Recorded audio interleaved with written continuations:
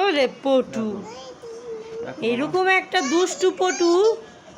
মামি আমরা এটা পরে দিব, দেখি পটুকে কিভাবে দুধ খাওয়াই। দেখো দেখো, পচা পটু দুধ খেতে চায় না, একটু শক্তি নাই, অনেক ক্লান্ত হয়ে গেছে।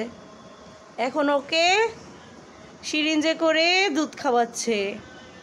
কে খাওয়াচ্ছে জানো? এই যে পটুর বাবা।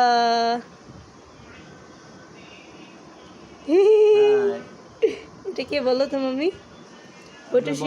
আপনারা কিভাবে বিড়াল লালন পালন করেন আমাদের একটু জানাবেন। আমরা নতুন তো,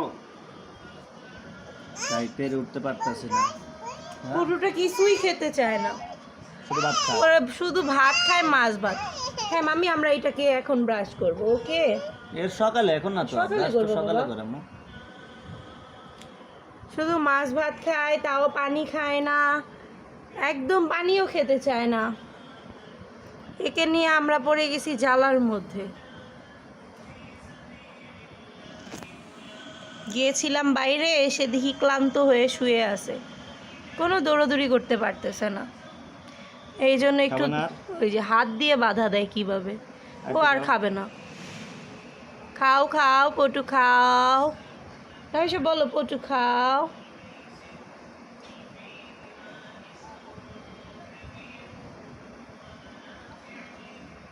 বিড়ালের কিভাবে কি করতে হবে আমাদের একটু কমেন্টস করে জানাবেন। আমার আইডিতে যারা বিড়াল লালন পালন করেন, আপনাদের বিড়ালের নাম সহ কি নাম বা পটু, কিভাবে কি খাওয়ান, কি খাওয়ালে মাশাআল্লাহ, ওর স্বাস্থ্য ভালো চোখগুলো থাকে। কিন্তু অনেক সুন্দর, ওর চোখের কালারটাও কিন্তু অনেক সুন্দর না? Brown colour. ব্রাউন কালার একদম।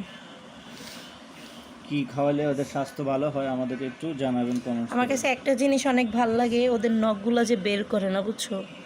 এটা যদি এই যে এরকম করি তাইলে নখটা বের হয়, ওরা প্রথম তাও সহজে বের করে না। এই যে ওরা একটু প্রথম টিপ দিন, দিলে বের করে, নাইলে না। প্রথম যেদিন নিয়ে আসছিলাম তখন আমার খামছে শেষ করে দিচ্ছে।